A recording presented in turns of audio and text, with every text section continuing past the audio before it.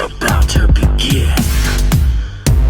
We want to welcome you to the Vampire and Devil Show.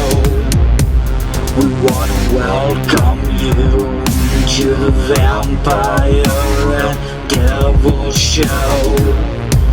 It's gonna be bloody fun. We're gonna kill everyone. Welcome to the Vampire and Devil Show. With lots of blood and lots of guts. Two horror fanatics and rock and roll nuts. Welcome to the Vampire and Devil Show.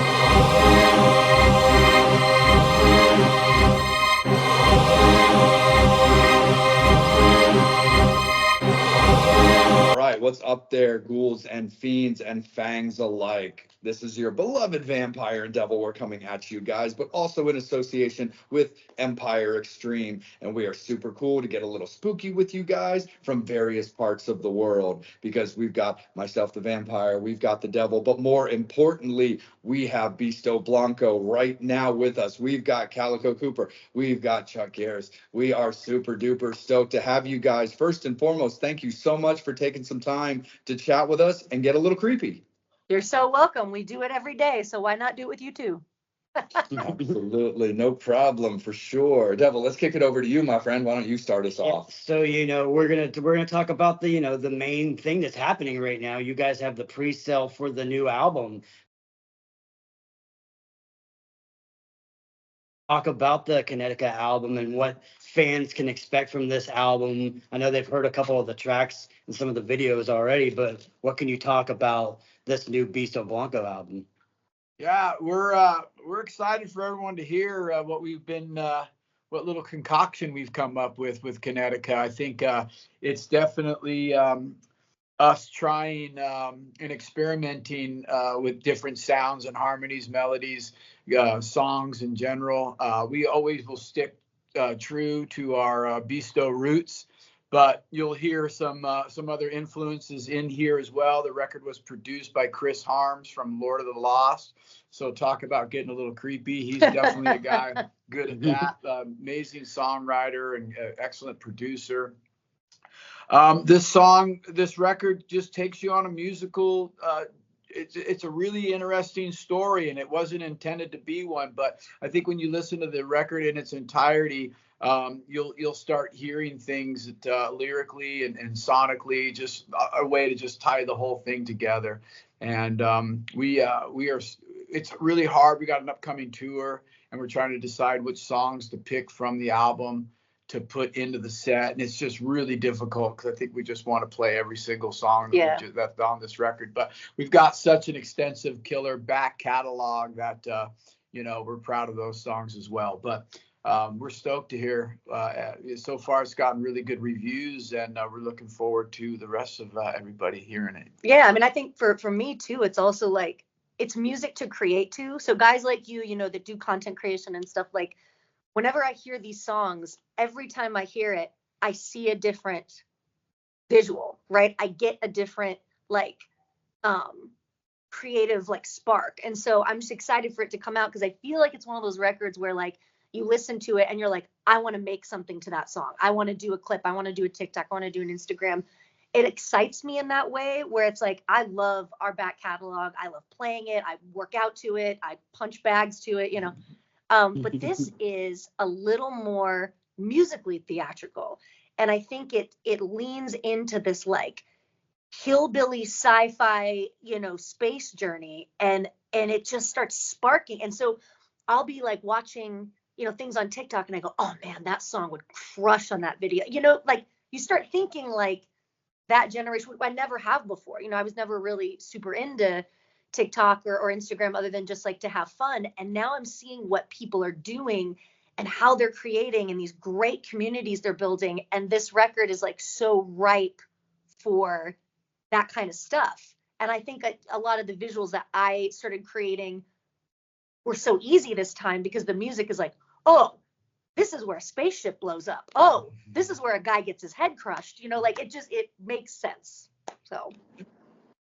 Oh yeah. Especially like you were saying with the TikTok and stuff like that. I mean, we post stuff on like Facebook and Instagram, and you get a couple likes and a couple things, other than people like that. But then all of a sudden, you just post a video on TikTok, and it's got like 800 views in like 20 minutes, and I'm like, Yeah. This explains why these people who are making content where TikTok, they talk about that being such an important platform now. And it's like you get your stuff to millions and millions of people now versus, having to do it the old school way of just like, knocking on people's doors, say, hey, listen to our stuff. Oh man, and I think we all know as creatives what that's like in past records we've done. It's like, we've had this like kind of building these characters, right? And this record, I feel like it landed where I go, I know exactly who this girl is, I know exactly who this guy is, and I started to tell the story more like a comic book than anything. And the more I started remembering,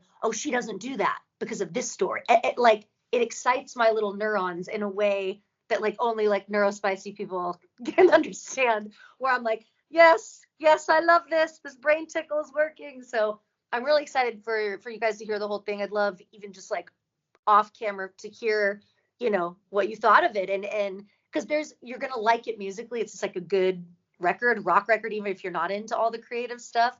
But like, I'm excited to see people create to it. Yeah, I got it sent to me. I haven't got a chance to listen to all of it, but we did listen to like the the singles, and we were talking about that last night with the Lowlands video because I was You like showing it? him that.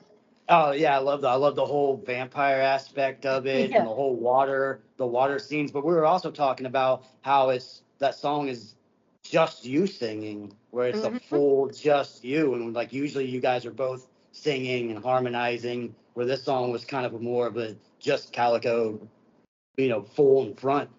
And that was all him. That was, I wrote this song as a poem basically during the pandemic. I was just pissed.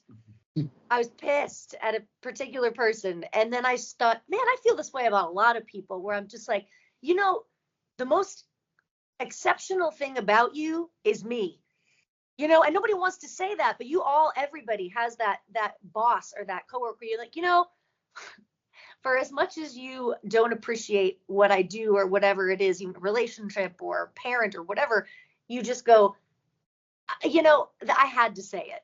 And I wrote the poem, and we were like, okay, so we're going to set it to music. And instantly he and Chris, the guitar player, just knew it was a swampy vampire song, right? And he says, I think you sing it. I think you sing it, and you sing it with all the emotion that you wrote the poem to.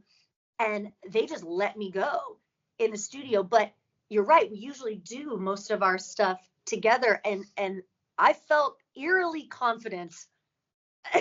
Well, it was you had a really good solid idea. We co-wrote the song with Keith Nelson from Buck Cherry, and Calico and I had both been listening to a lot of music at the time before we were actually writing for the whole record Connecticut. So we decided that we really wanted to write a song like this or like that. And we were listening to a lot of stuff that was influencing us, but she came in with a real solid idea. And the melody she had for the verses was just like, it was undeniably already a good starting point. And the beautiful thing about that song is we had written it, but we always felt like there was something sort of missing. We hadn't quite got us yet. We were both thinking, well, it needs a crossover from like the swampy blues to sort of like this dusty, dirty electronic sound as well, because it was coming from Machine Girl. Even though it's blues based, it's still got to have this sort of sci-fi effect or sound or feel to it. And so when we got it into the studio with Chris Harms, he came up with the bridge and a lot of the production. And man, I think it was a night he had spent saying, hey, let me work on it. The next day he came in and he had the bridge. And then she instantly wrote lyrics to it. And we were very pleased. It's one of those songs that when I listened to, it instantly was one of my favorite songs off the new record. Oh, that's super duper awesome. So like, no, but I also had to ask you about that song and video as well, because just, you know, not only with that being my personality, but also being involved literally in that culture. It's a big, vampire stuff is a big part of my life, you know, Yeah. the stuff involving Endless Night and stuff like that. And it means a lot to me. So 6 seconds into the video, I look up at Ron and I'm like, that's my guy. I'm a huge Neon Coven fan. I knew Yeah. exactly who that was in about 6 seconds. That's my And boy. I was like, that's Anthony. So Mhm. I have to ask you, not only as just general interest for the video, because it's fantastic, like we've been discussing, but on a personal level of somebody who I do hold in very high regard, and who has been on my own podcast show that I do outside of Vampire and Devil.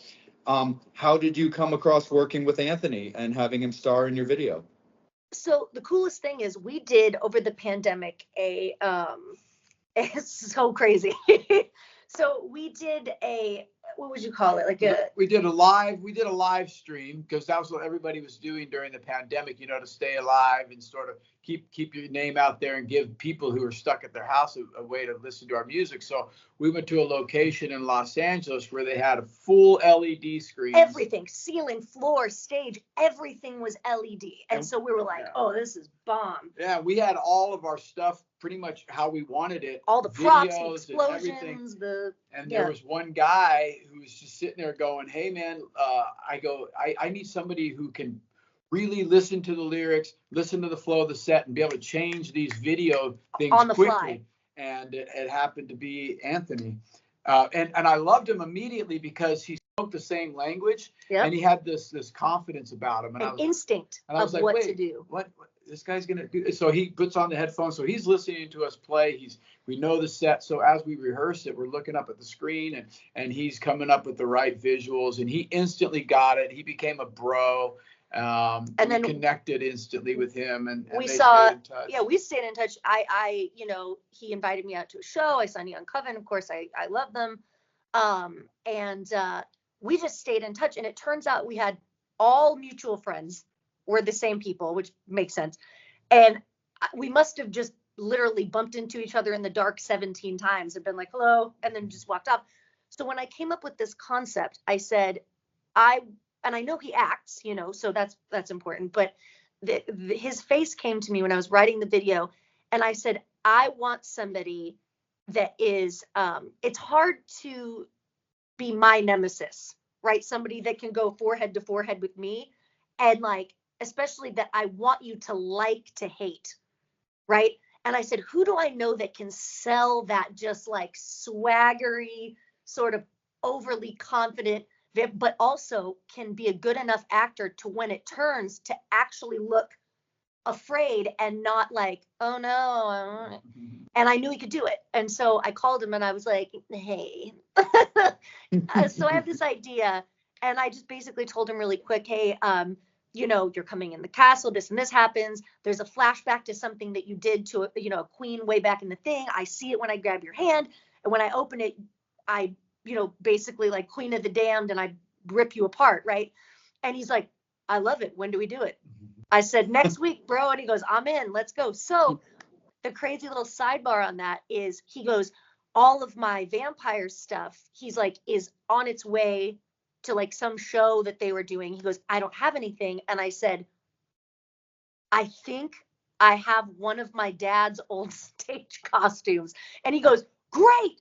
So I went, I got out the coat and the ruffle shirt. So the outfit he's wearing is one of my dad's current stage costumes, because Anthony didn't have any of his vampire gear. He had the teeth. He had the teeth. That he had. Nice. So Oh, he's that's a so wonderful awesome. actor. He sold it so hard. He made it so easy for me to just like, and then the whole day on set was so fun filming. I mean, Chuck and him get along awesome, and you know, we're doing ridiculous voices, and the set was a big castle. So, you know, of course, we're doing all kinds of Mel Brooks shit, and it was really fun. No, for sure. It was super duper awesome. And yeah, he's a great guy. And like when I reached out to, because he and I had been Facebook friends for like forever. And I was like, and it was funny because I look at it like a lot of the same way, just like, you know, what you just said about like, you know, trying to stay in focus, you know, and not have your band, you know, slide away during the pandemic and stuff like that, because that was one of the big things that me and Ron and our mutual and the other shows that we do were very big on, is like, well, I used to always refer to music as just a cruel mistress. And I'd be like, it's very easy to slide off the mountain when like a new thing kind of appears. So I was like, well, what can we do to keep these bands talking? Because now they're kind of sitting at home. And I actually did have Chris on my show a few years ago, because Chuck, I had all of your contact information from Brad Lee, but I was like, I don't just want to text or call Chuck's phone out of the blue when he and I have only really had like a quick conversation, a handshake at Masquerade. But I also had Kara's contact information, so I went through that. Chuck, you guys just weren't available at the time, but Chris was, and it was great, and it was super awesome. But isn't that funny now that we're talking in Nuremberg? We're available. Like we're available now that we're in Germany. Yeah, right. Which is funny too, because you're talking about, you know, working with the guys from Land of Lost, and those guys are a German band too. So yeah. We're actually really looking forward to seeing them soon. They're coming through Baltimore with mutual friends of ours in Ryan Shuck. Ryan Shuck and Amir Darak. And it's funny because you guys are playing with them. You guys joined the tour the day after the Baltimore show. I was like, man, we're missing Beasto. I mean, no, you're not. You come to Cleveland, Ohio, man. Yeah, that's like a 8-10 hour drive from Baltimore. Yeah, well, you can drive. I'll sleep if it's in the that's what we were saying. Because that's what we were saying. We're like, oh man, it sucks because, you know, we're not seeing Beasto, and we really want to see Beasto, but it's cool because we have our friends, Julian K, but we see Julian a lot. So I was like, man, I really wish Beasto would have been in the Baltimore one. Well, tickets on us if you guys can make it. Let me know. If you decide to make a 10-hour drive. Yeah. But I mean, we're doing all new, because of the all new songs, of course, like we had to up, just when you think you couldn't up the stage game anymore. I'm always looking and hunting and searching and getting inspired by like other shows and creators and things. And I go, I'll never rip somebody off, but sometimes it'll like, again, light a switch where I go, what if I did that, but on fire, you know, kind of thing, like sort of. So there's a lot of new bits in the show to kind of go with the theatricality, but we're finding that the songs from Kinetica are musically they're tricky because it's the most technical we've ever really been. And now we're kind of paying the piper where you go, oh, you do all this work in the studio and then you get the band together and you go, how do we do this live? So we're about to start rehearsals in a couple days, and I feel good about it. I feel like we can do it. Nice. So let's always positive. Oh, absolutely. And that's how it should be, for sure. I mean, you're putting out something brand new, a new series of children. You just keep, you know, keep popping out more musical babies and stuff like that. But let's talk a little bit about the release of the new record, because Ron and I were talking about it yesterday, and we were like, hey, because you guys had been putting out your records through Rat Pack for a while, and now you've got this new CPO, I believe, that's putting out this new record. COP. And so you've got the pre-order up through Bandcamp and stuff like that. And what's the current, is there, if you're allowed to say, is there a current planned release time or date? I believe it's. I think we released it. July 26th or 29th. Yeah, I think it's the end of the. I think I remember reading. I think it's the end of July. End of July. Our, you know, the plan is we obviously like Calico had mentioned regarding videos, like you talked about the video for Lowlands and video for Run for Your Life. Those were all directed by Calico and the brainchild of Machine Girl, if you will. But we did a video for every single song. Every song. So every song has a video, whether it's full length or not. We crushed it. She crushed it. We've been filming like crazy. So we have a full video release for Diamond in the Dirt, which will be be the next single coming out with that for the record, and then which will also just a totally weird twist of a song. It's just, it comes out of nowhere. I don't know. Listen to it. You'll hear what I mean. It's you know, it's definitely a what's the word? It's definitely these Beastos over here really stretching our wings and seeing how far we can fly with our musical capabilities. But Yeah. it's a really great song, and we're really proud of it. And then you'll, as the release comes out, we'll obviously be getting the music out there. We've got tour dates to back it up.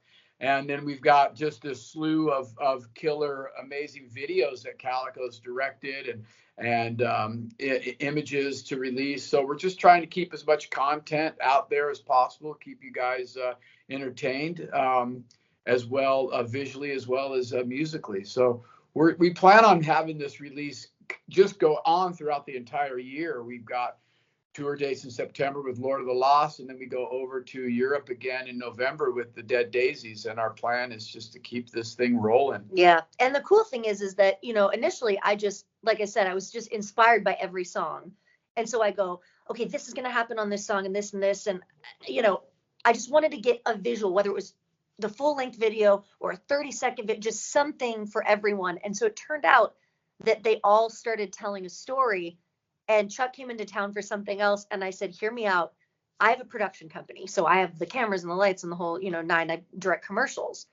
And I go, let's turn this into a film. I said, I can make an hour and 15-minute film out of this with a storyline. I go, but you're going to have to act. And he goes, where do I sign up? So we put all the songs together, and then in between shot pieces that explain why all of this is happening in this order. And it's very memento. And I played it. I mean, I sent the script to the record label guys, and the girl that does our social media calls me and she goes, can you explain to me why I'm weeping at a metal movie? She goes, why would you do that to people? I go, because I'm awful. I saw a story and I saw a moment, and I go, I'm going to crush hearts on this. So yeah. I'm excited. Especially with like you were saying, being a theatrical band, and there's always bands that you like that are very theatrical too. And when you listen to the album, you're like, oh man, I wish they would have I would have loved to seen a video for this song or a video for that song. So I love that approach. I remember like when Dope did an album a few years ago, they did a video for literally every song on the album. Good. which is awesome, because it's like, why not? Because you got to realize, like, someone's going to listen to that song and be like, this one track, and be like, man, that'd be really cool. I wonder what Calico would do. I wonder what they would do with this video. Now you can see that. Two things it says to me, and I think it's across the board. If a band, labels aren't super hot to be like, yes, I'm going to pay for 12 videos. So any band, that does that is probably paying for it out of their hearts, out of the budget that they go, hey, this is what we're going to do. That's usually for 2, maybe 3 videos they give you for a whole album cycle. Anything outside of that, unless you're like a Billie Eilish or somebody, that's coming from your heart. That's coming from your savings. And it's because you want to tell that story so badly. And it also tells me that any band that is going to take the time and money and stuff to do a video for every song loves that record. So Dope loved that record, because if you were like, yeah, a couple of songs are good, but the bass player wrote that one and I hate it, like, everyone was such a fan of the music that we all went, we're digging in, and we did it. And so I love hearing that about Dope, because that to me says that they loved that record. Yeah. We love Connecticut. Mm-hmm. No, absolutely, because your albums have always been they're so powerful, they're so like driven, they're like crazy well written and stuff like that. And the one thing I also always love about the band is, I mean, Sean's been with you guys now for a while, but your overall core band hasn't changed ever, which I think is awesome, because, and I don't even mean it in a bad way. Like, sometimes things happen, like a family situation has come up, certain travel restrictions have become a thing. But you guys have kept, 4 out of 5 cogs unchanging out of it, the band.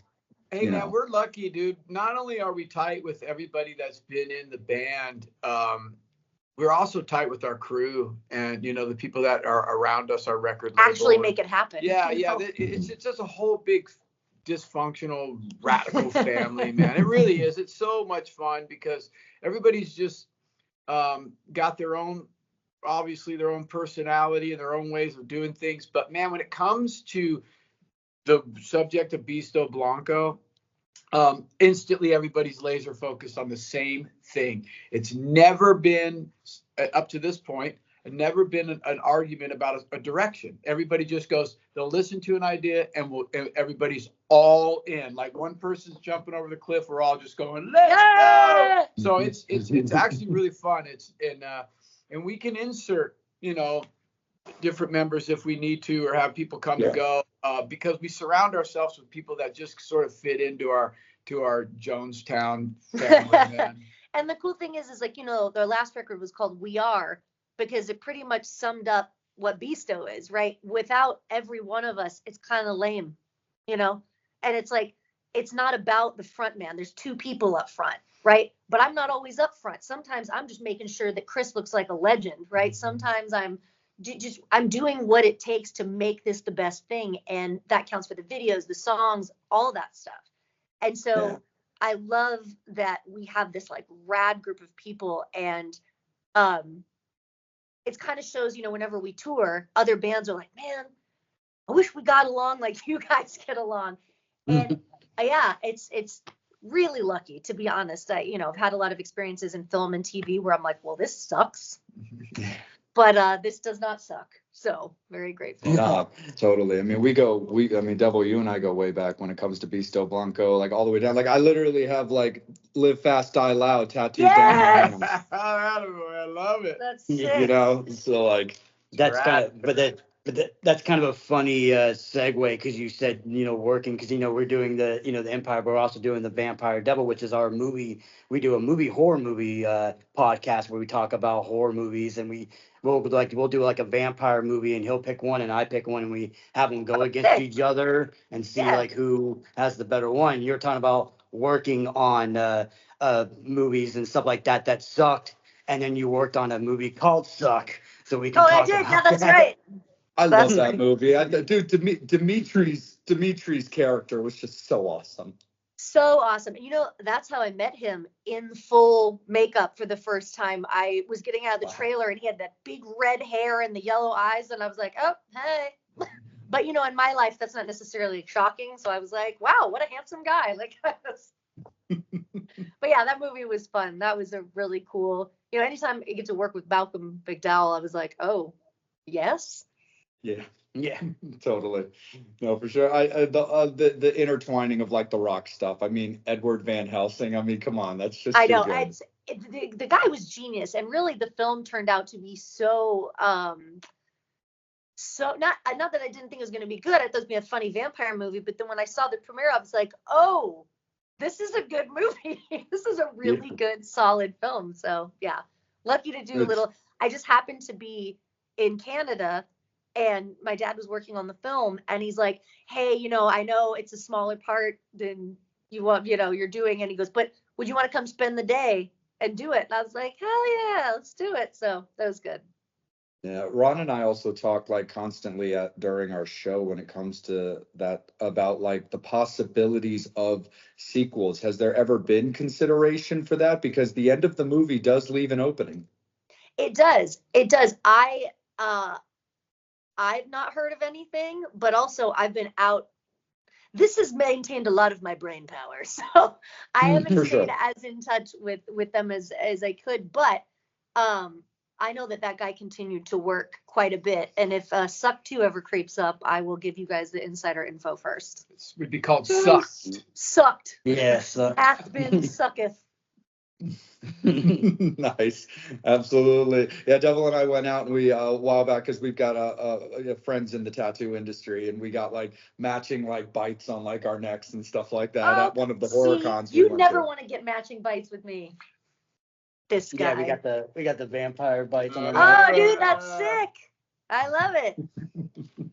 Absolutely, Devil. Let's kick it back over to you, bro. Yeah. But it's like, since we're talking about, we're talking about Suck and doing that movies. Like, how do you like doing the acting side of either like movies and the videos, or are you more of do you like the creative side of like writing and the music?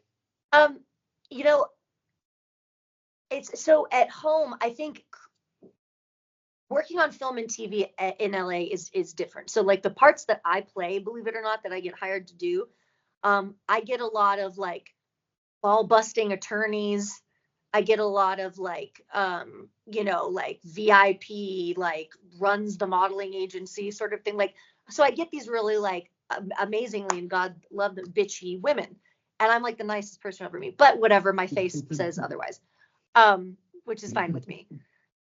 So I play a lot of roles that are not like, horror or sci-fi ever. Like I played like an archaeologist, I think, in the last thing I did. So that's more of like the acting part of it.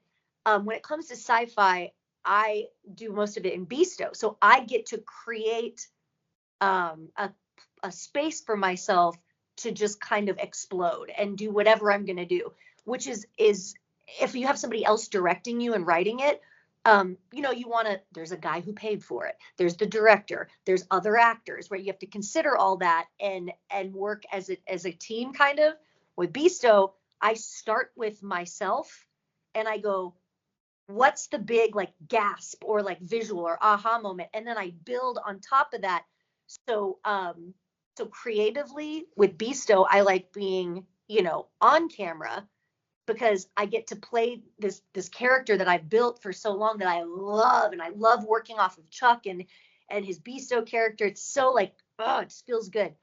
But when we were just talking about this today, when I'm at home and I'm directing something, it's so nice to direct somebody and they have an aha moment, right?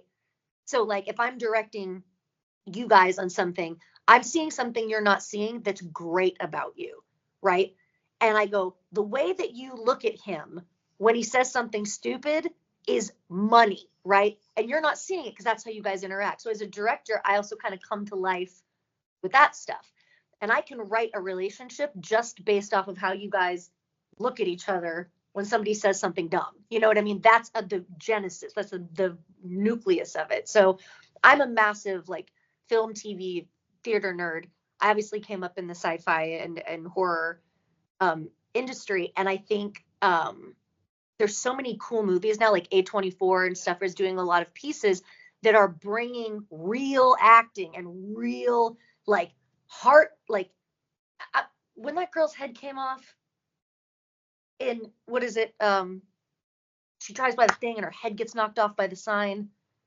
Why can't I think what it is? Anyway, they're doing these scenes now in these movies that are heart-wrenching and not just like, oh my God, that's gross or oh, whatever. Like, I didn't feel this intense in like Forrest Gump. Like they are doing some seriously. So I love to be a part of that in front or behind, is kind of taking horror and sci-fi into like for your consideration territory, Yeah. No, absolutely.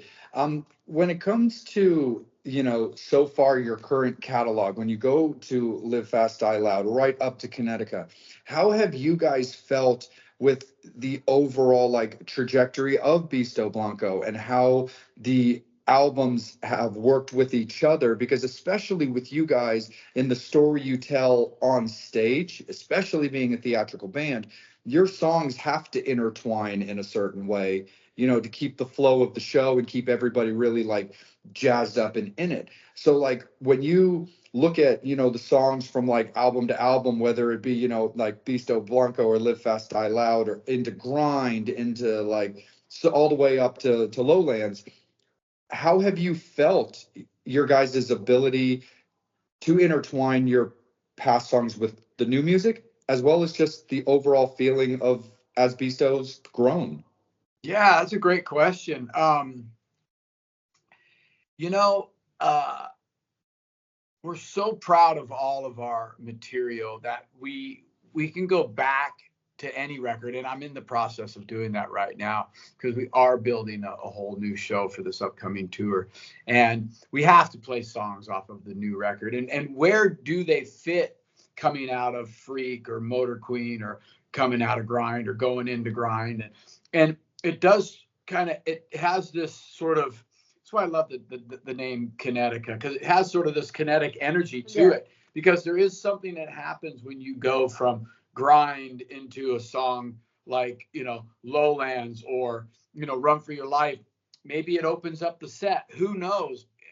It's exciting as a musician, and also just sort of a pat on the back to really songs that we have such a large back catalog now, and I honestly truly believe that we can pick from any of them, and they're gonna fit, right? They're gonna be great, and I'm so proud of our back catalog. But I think what's important to us is, Lizzie Hell from Hellstorm had one of the best quotes from anybody who's ever seen us. Was she came and saw us in Nashville, and she said, "I didn't want to leave where I was standing, where I was watching the stage from. I didn't want anybody to talk to me. I didn't want to go get a drink. I didn't want to go to the bathroom. I didn't want to look away because I felt like I was going to miss something." And so when we're coming up with the set, it's more of what's keeping the energy and the attention going, and then throwing you a curveball with something that all of a sudden just gets you emotionally attached to the band and to these characters and to this music. So visually it's happening, and that's sort of like Calico's role, and then musically there's this connection, and it's and both are very important in our world. So to answer your question, we do take our time and we bounce off a lot of different ideas, and then we just start getting into the room and just start playing and what's feeling good and what isn't. If something's just not happening after this song, then we move on, and we all know it, and that's the good thing about kind of having your own band, and having the nod from everyone around you to say, yeah, let's try it. Everybody will try it. And we're in a very unique spot. The only thing I would say that we're really, excited about doing that we haven't quite done yet is to really have the full lighting rig that we would love to have tell the story as well, Yeah. So one I'm day big we'll on get that. there. I'm huge on lighting. I can tell a story with just the way that things go like we're that. Close. We're working. Yeah, we're getting there. If enough of you order Connecticut, then you can help this band light ourselves the way we want to be lit. Thank you for this PSA. Yeah. Appreciate it. Well, we were looking at Bandcamp yesterday, and I'm like, oh no, the vinyl, that is absolutely happening. I've got all of your records on CD as well. But actually, just out of curiosity, not only for myself, for Devil, and for the fans, one of the cool things when it came to the way your packages were put out and pre-ordered with your previous record companies, is there an ability to order the record or CD signed by you guys, or is coming to the shows or meeting you currently the way to do that? That'll be available directly through our Beasto Blanco merch site as well. There's going to be so much more merch coming up, and other ways. Yeah, we're cooking it all up right now. Yeah, so you'll be able to get the records and vinyls, CDs, whatever you want, signed, posters, things like that. Yeah. And we're all about that, and I love doing that for our loyal Beast and fans, if you will, lovers of our music and our art, and we appreciate that. But one of the things that we offer, obviously, are the VIP experiences. You got a ticket to the show, come by the VIPs and come hang out with us. We make it a lot of fun for the people. We're not just this type of band. Get in, take a picture, give bye. thumbs up, and move. It's an experience, Matt. We really appreciate the people that are walking into the door. You make it happen. You make it possible for us to make this art. And when you come and you spend time with us, not only does it does something for me. I can't speak to anybody else. That when I see somebody that I've seen 2 or 3 times and they're there, I feel like, man, I feel like we're building something, and it does something for me. It makes me work harder. Not that I'm not working on all 17 cylinders, but I want to do it for you specifically, because I know from growing up in this, and you guys know how hard it is to be a creator, and I'm so grateful. Those VIP experiences, not only do we actually get to know you a little better, and we're not screaming afterwards, sort of okay, sure, whatever. I remember you. You know what I mean? And we start building a relationship. A lot of people we've met in those VIP experiences, ended up running, you know, Loyal Beefs Italy or blah blah blah, like because we're just accumulating, like, you know, like an asteroid belt, just these really rad people. And it's a great way to help us. It's a great way to meet you, and we just we fucks with it. Mm-hmm. We fucks with it Yeah. hard. Yeah. For sure. Yeah, you know, one of the questions I always ask, especially when it comes to a catalog and stuff like that, with you guys having amazing songs and stuff like that. One of the questions I ask, which is a hard question, it's like a loaded question. It's like picking your favorite child. But if you could pick one Beasto Blanco song and put it in a time capsule and thousands of years civilization finds it, what song would you want them to hear? For me, it definitely, if you wanted to know what we're about, it's going to be the song Grind. The opening line for that tune is obviously very true to who I am. You know, when you say, I may not have been born with a crown on my head, but mom gave me muscles and knuckles instead. That shit is true, bro. If you could have known my mom the way I knew my mom and the type of family I came from, we're not just making up lyrics there. That is a real story from a real person. That song, to me, brings out the ultimate Beasto, the inner beast within inside of me, and I'm getting goosebumps right now. But when we do that song live, and I hear those 4 kick drums, and I go into that vocal line, instantly people are just like, yeah, they can just feel it, and it's powerful. I think it's enough to get their attention. And in that time capsule, if they don't like it, then I don't know what to tell you, man. I don't know what planet they came from, man. Yeah. And there's a track on the new record. I think it's going to be the last track. And it's got a special place for me because it's where Chuck comes from. And that song is kind of like my version of it. And it's a song called Fight. Yeah. And we've done it live a couple of times because it was one of the first songs that we wrote. And when I sing it, like I can feel my teeth getting sharper. I can feel like it gives me something supernatural when I sing it and I watch people catch the disease, right? And I mean, it's a call to rally, and it's not punky, it's not whatever. It's like a direct command, and it does something to the crowd. So we were playing it way before the record was even made. It was one of the, like I said, the first things. And I just love watching people that don't know the song by the end of it screaming "Fight!" Right. So for me, if I had to leave one behind, I'd be like, this is for the future generations. Just make sure to not roll over and die. Yeah, and then also, you know, with the Vampire and Devil podcast and stuff like that, we're going to talk about, you know, well, one final question with that one being, you know, if you could pick, you know, your favorite horror movie or sci-fi movie that something that's always been a favorite movie of yours or whatever. Yeah, you know, for me, there's so many, but I also what I love the most about horror movies is like, if you were to say pick your favorite record or pick your favorite song or whatever, is I have so many, right? So many songs, so many records, so many movies.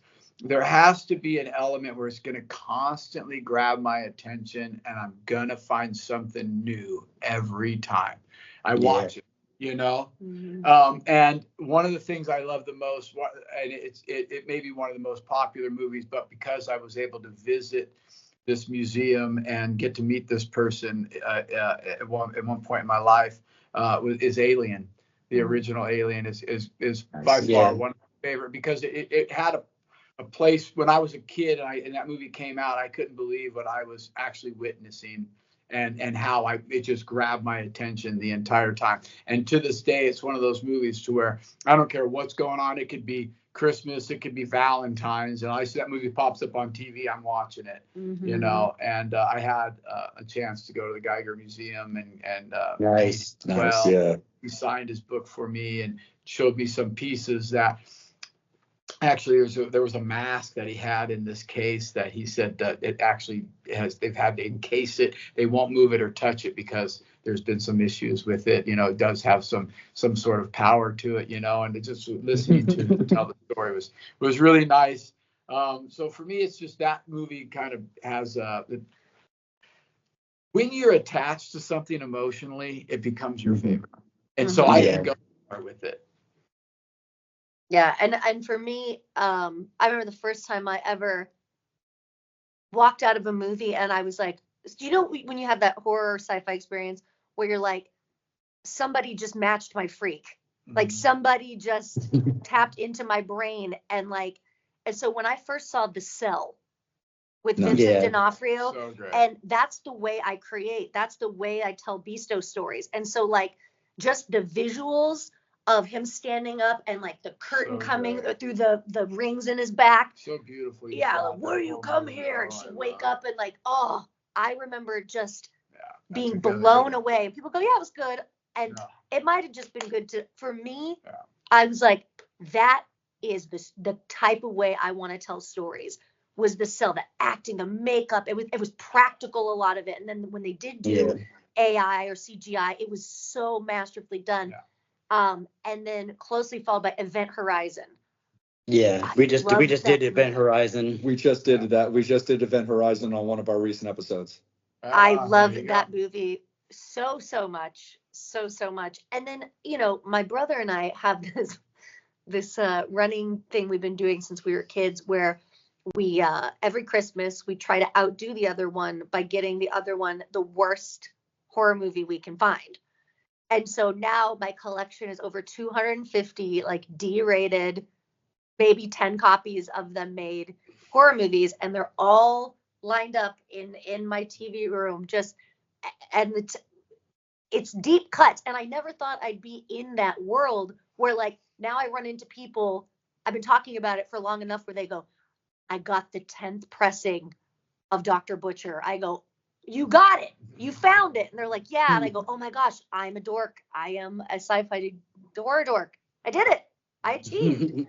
So yeah, so we collect those kind of things, and every year it becomes harder to find something that the one of us don't have. I found the second pressing of Monster. Yeah. Well, that's a classic, obviously. We know Monster. Yeah. But Anyway. But yeah, we were talking about that earlier too, about like, you know, when we were gonna ask you, you know, about your favorite horror movie or sci-fi movie, we were joking around. We're like, I wonder if her favorite movie is Prince of Darkness. You know, actually, I remember just because of your father being at the end. Right.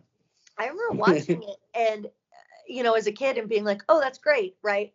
Same thing with like a movie like Monster Dog, right? So now that I'm a full-fledged like filmmaker, and I do this for, you know, to pay my cell phone bills, I look at films like that, and you know, the brain tickle happens where I go, I could remake this.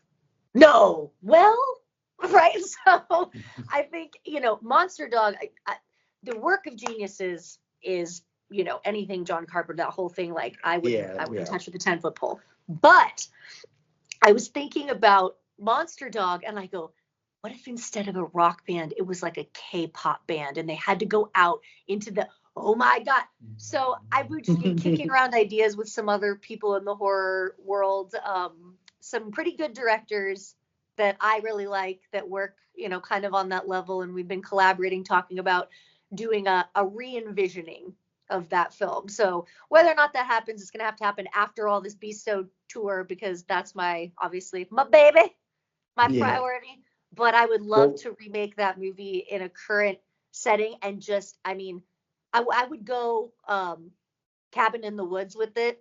Very like expensive, because the sillier that it looks, I want there to be like class actors in it. I want it to cost $20 million, and I want it to be just like Cabin in the Woods, where you think you're going to see whatever, and you're like, oh my God. Yeah, like in a little bit, when we finish, you know, with the interview, like we have like a George Romero thing like planned for like the rest of our day, where we're gonna go to the cemetery. We're gonna go to the cemetery where they filmed Night of the Living Dead. We're gonna go to the house where they filmed Martin, and then we're gonna go to the Monroeville Mall where they did Dawn of the Dead. Perfect. Oh, that's so great. You guys have a great day ahead. We're going to get Indian food. Hey, no, we were definitely. Yeah, I used to live in Pittsburgh, so I was like, let me take these guys and see some of this dead stuff. Cool. So Right on. Yeah, he used to live in Pittsburgh. That's where he's from. I'm actually from Salem, Massachusetts, so I always try to go back to there anytime I can. That's just spooky central up there. Say hello to Barlow. Yep. Yeah, Estebanno. absolutely. Yeah, and one final thing before we let you guys go on with the rest of your day and get your Indian food, I wanted to let you guys know from when Devil brought up songs and time capsules is what I do, to for the same reason to pay the cell phone bill is I'm a waiter and a bartender, and I'm actually in charge of my bar's cocktail menu, and because of my attachment to this song, a previous season, because I change out the menu seasonally with ingredients, I did a Beasto Blanco cocktail that was on our menu for a while for the song Bloodshot. Shut up. Okay, Swear what to was it God. called? Bloodshot. Bloodshot. I Yeah. love that song. Dude, you're an absolute. Why did we not think of that? That's obviously. So tell me, what's in a Bloodshot? So it's a vodka-based cocktail. I made a citrus shrub where, if you're familiar with cocktail shrubs, it's the flavor with vinegar. So Yeah. I literally and honey.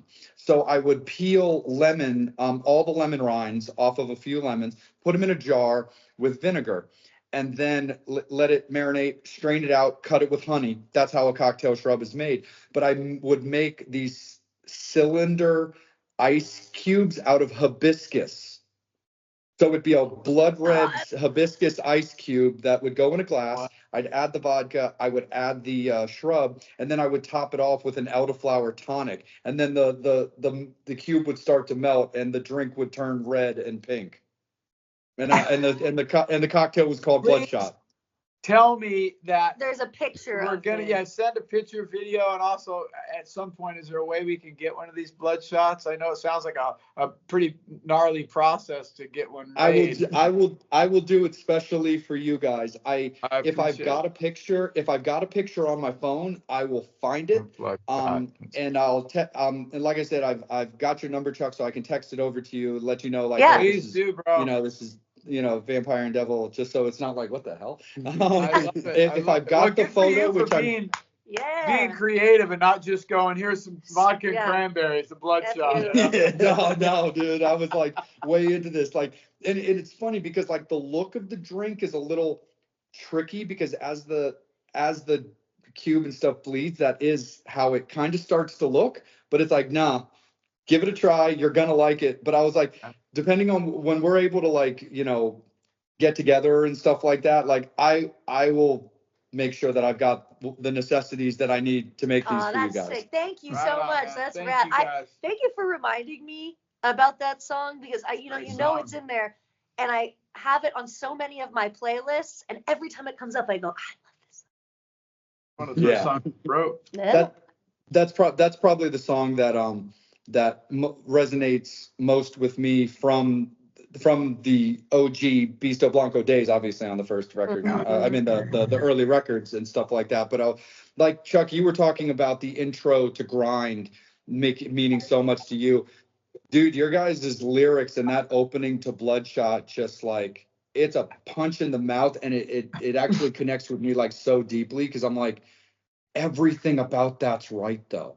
Yeah. Like, Yes. And I love that's the that. way your life is going, or that's the way you're feeling, or you're being slighted in this way, but no, you can come at it this way.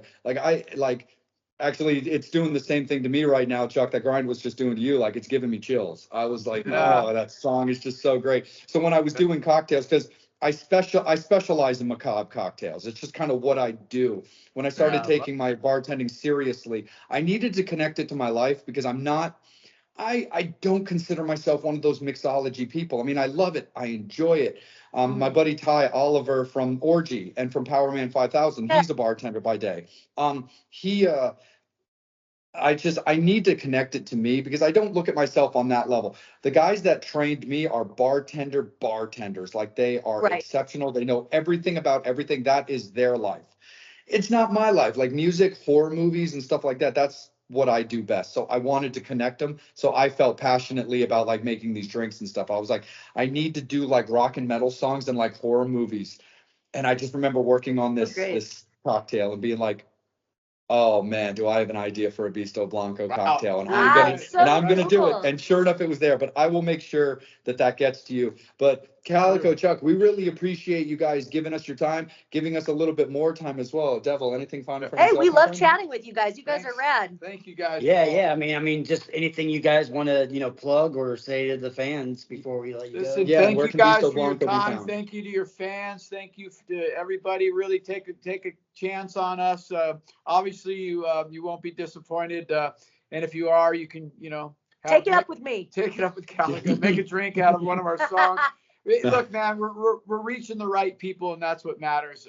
It's a pleasure talking to you guys, and we appreciate your love for what we do, as we obviously have a lot in common, and we're looking for more people like you out there. So If you're one of those people, then Yeah. you should listen to Connecticut. listen to Connecticut, Come out, see us download on it. tour. Yep, and I promise you won't regret it.